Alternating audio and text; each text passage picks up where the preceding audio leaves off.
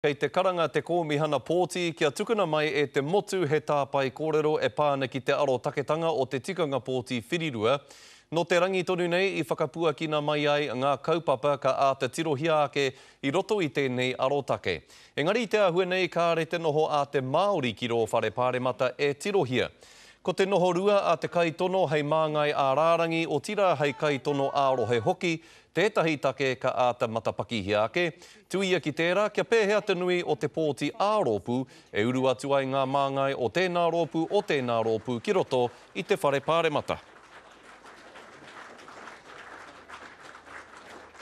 Mena ka titiro koe ki te rōpū o Winitana.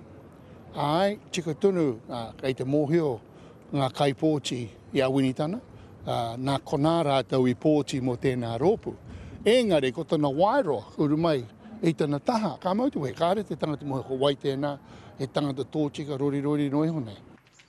Ko te matapai a te kōmihana ka tū he pūnaha pōti whirirua hou, hei mua i te kōwhiringa pōti hei te taurua mano te kau maono.